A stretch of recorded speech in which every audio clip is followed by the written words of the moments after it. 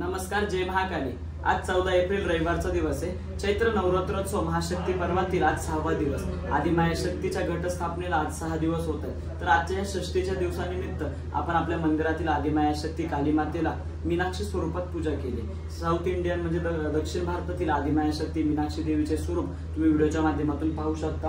अगदी डोळ्याचं पारणं फेडणारं आदिमाया शक्तीचे असं स्वरूप आहे।